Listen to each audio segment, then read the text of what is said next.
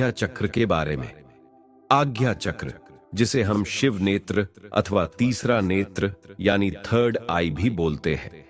आज हम इस प्रस्तुति में जानेंगे कि इसे जागृत करने के बाद क्या इसका लाभ है और क्या इसका हानि है, तथा ऐसे कौन कौन से लक्षण हैं जिनसे कि हम पहचान पाएं कि हमारा तीसरा नेत्र कितना जागृत है या कितना सुप्त है।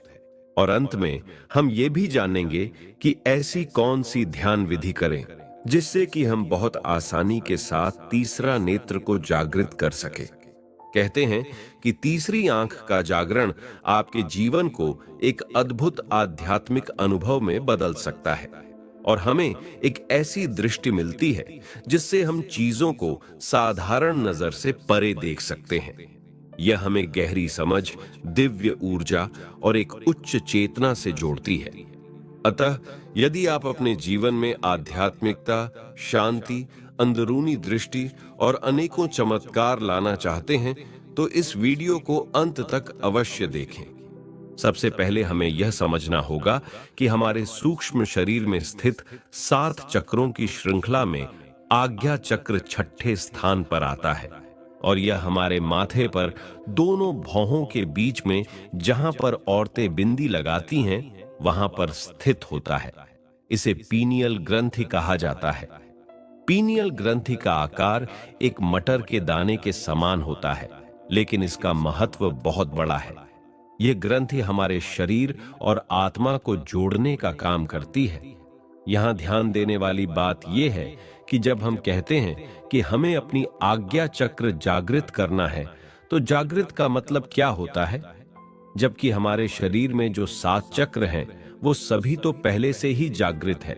सोया हुआ तो कोई भी नहीं है, क्योंकि हर चक्र का अपना अपना कार्य होता है। जैसे कोई हमारे शरीर के अंगों को संचालित करता है, कोई बुद्धि को संचालित करता है, तो कोई रक्त संचालन को संचालित करता है। जैसे हमारी किडनी और लीवर वगैरह हमारी बॉडी के अंदर फंक्शन करते हैं, ऐसे ही ये 7 चक्र भी सूक्ष्म शरीर में जागृत होकर हमारी स्थूल शरीर की विभिन्न गतिविधियों को भी संचालित करते हैं।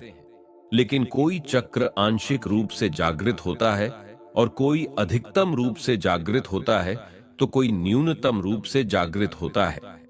इसलिए हमारा कोई चक्र जितना ज्यादा जागृत होगा, उतना ही हमें उसका ज्यादा से ज्यादा लाभ मिलेगा, और कोई चक्र यदि जितना ज्यादा असंतुलित होगा, उसका हमें उतना ही न्यूनतम लाभ प्राप्त होगा, या फिर उसका नुकसान भी हो सकता है। हर बार फेल हो जाता है तो हम यह कह सकते हैं कि उसका मस्तिष्क चक्र न्यूनतम जागृति में है, इसलिए वह आगे नहीं बढ़ पा रहा है।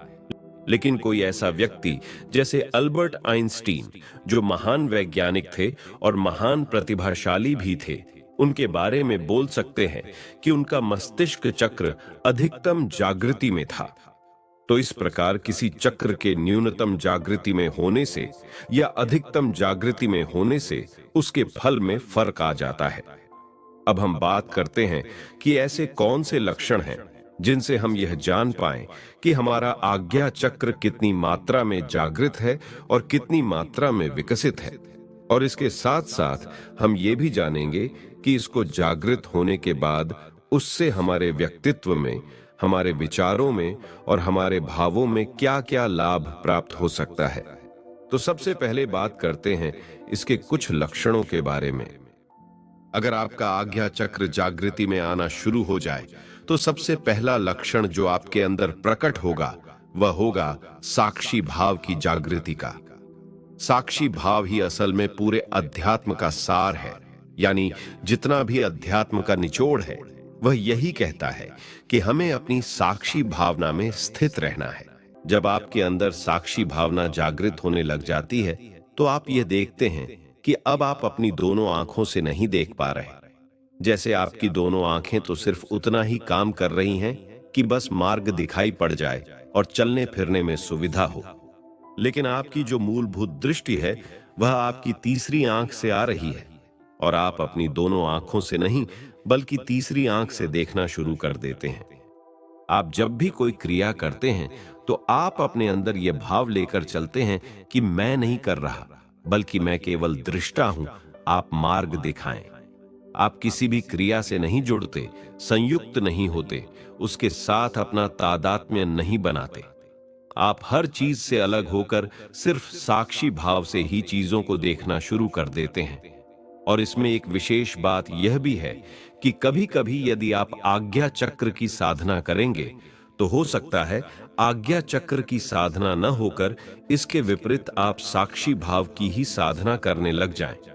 इस स्थिति में भी आपका आज्ञा चक्र ही जागृत होगा, यानी कि यह दोनों चीजें आपस में जुड़ी हुई हैं। आप एक चीज करेंगे तो दूसरी अपने आप शुरू हो जाएगी। तो सबसे पहला जो लक्षण आएगा, खासकर उन लोगों को जो अध्यात्म की राह पर चल रहे हैं, अपने आप को जानने की राह पर चल रहे हैं, तो उनके अंदर साक्षी भाव, विटनेस पावर, यानी उनकी ऑब्जर्वेशन शार्प होनी शुरू हो जाएगी। दूसरा लक्षण, जब आपका आज्ञा चक्र विकसित होना शुरू होगा, तो आपकी विजडम, आपकी नॉलेज, आपका ज्ञान जागृत होना शुरू हो जाएगा। क्यों?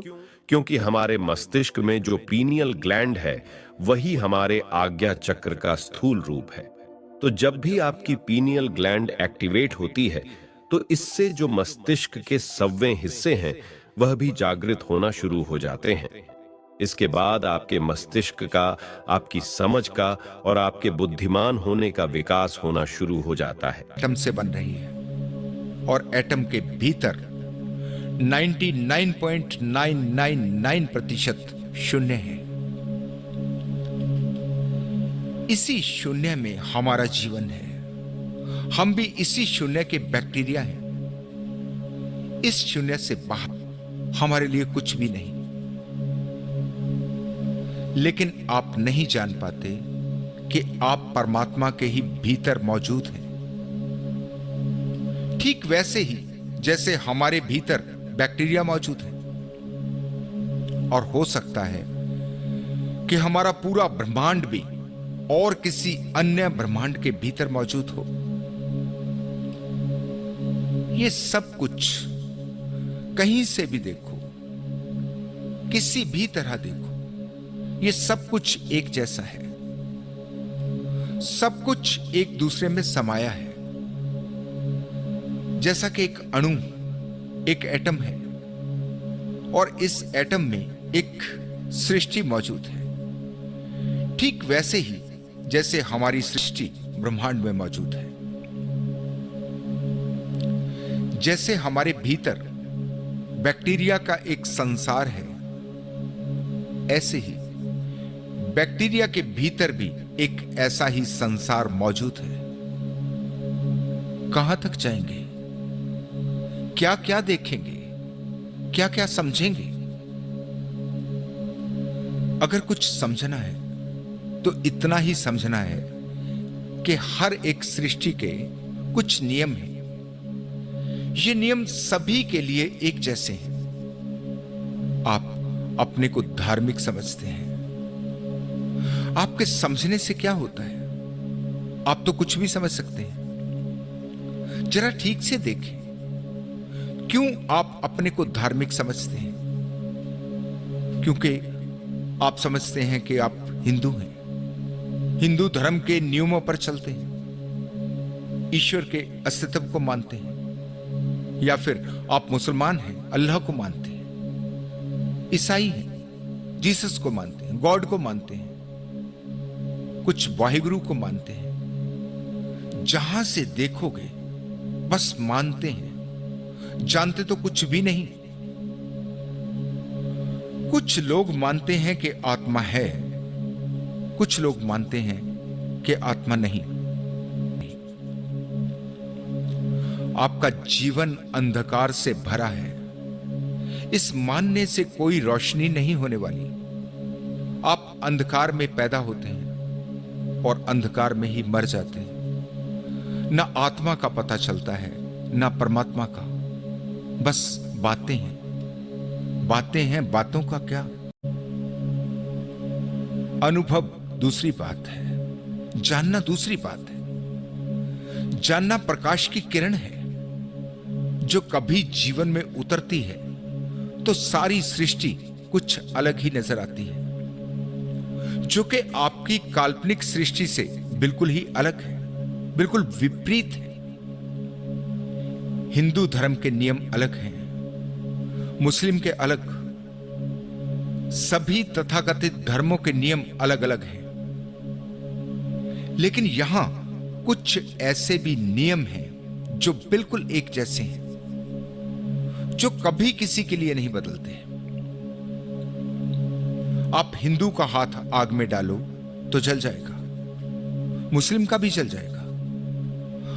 आग किसी में कोई फर्क नहीं करती, पानी सभी को शीतल करता है।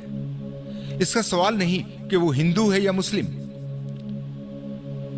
ये नियम प्रकृति के हैं, सभी के लिए एक समान। उससे कोई फर्क नहीं पड़ता कि आप अपने को क्या समझते हो, उससे कोई फर्क नहीं पड़ता कि आप क्या मानते हो, उससे कोई फर्क नहीं पड़ता कि आप सच्चे हो या झूठे, आप पापी हो या पुण्य आत्मा, आप ठीक हो या गलत। वो सबके लिए बराबर है।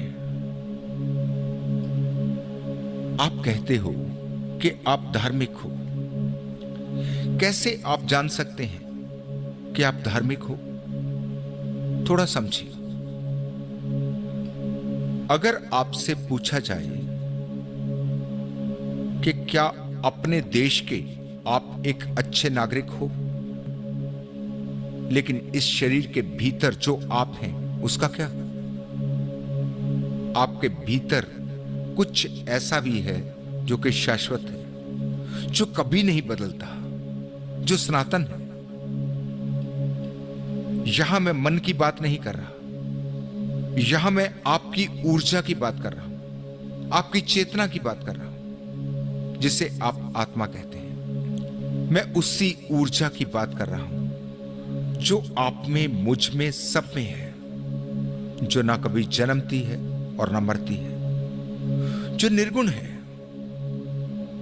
कर्म आपका शरीर करता है, आत्मा निर्लिप्त है। जैसे कोई बिजली की धारा जो सारी सृष्टि में बह रही है, जो कभी नहीं बदलती। ऊर्जा में इसलिए कहता हूं कि किसी को मेरे शब्दों से तकलीफ ना हो। आत्मा कहते ही यह शब्द हिंदू धर्म से जुड़ जाता है। रूह कहो तो मुस्लिम हो गया। मैं ऊर्जा कहता हूं जिसमें इस पागलपन के लिए कोई स्थान नहीं। अगर कभी भी आप ठीक से देख पाए तो आपको पता चलेगा कि आपका हिंदू, मुस्लिम, सिख, ईसाई कुछ भी हो जाना, यही आपको अधार्मिक बना रहा है। जिसे आप धार्मिकता कहते हैं वो वास्तव में अधार्मिकता है। धार्मिकता है आपका प्रकृति के नियमों के साथ चलना, और अधार्मिकता है आपका प्रकृति के नियमों को नकार देना, अपने नियम बना लेना, शाश्वत से अलग झूठे नियम बना लेना। आपके सारे के सारे धर्म यही तो कर रहे हैं, अपने नियम बनाए चले जाते हैं। तभी तो ये अलग अलग हो जाते हैं, क्योंकि नियम अलग अलग हैं। प्रकृति के नियमों पर चलने वाला कैसे कोई अलग हो सकता है? कैसे हिंदू होगा? कैसे मुसलमान होगा? प्रकृति ने आपको दी प्रेम की क्षमता। आप डिस्क्रिप्शन में दिए गए पुष्पम योगशाला के व्हाट्सएप नंबरों पर संपर्क कर सकते हैं। आपका सत्य में प्रवेश हो, आप परम संतुष्टि के अनुभव को प्राप्त करें, आपके जीवन से अंधकार मिटे और परमात्मा का प्रकाश आपका जीवन बने। आप आजाद पक्षी की तरह सत्य के आकाश में विचरण करें। आप परमानंद को प्राप्त करें। इसी मंगल कामना के साथ मैं आज आपसे विदा लेता हूं। आप आज के 5 मिनट के संगीत पर ध्यान करें। धन्यवाद।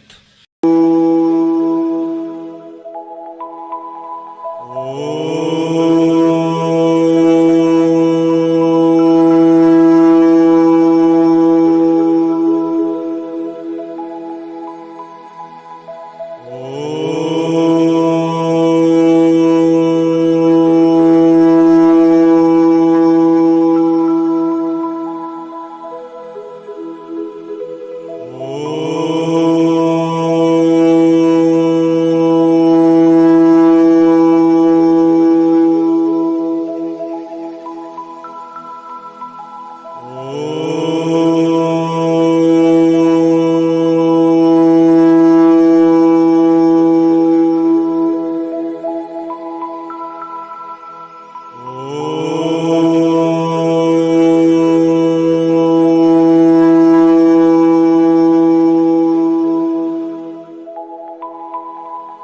Oh.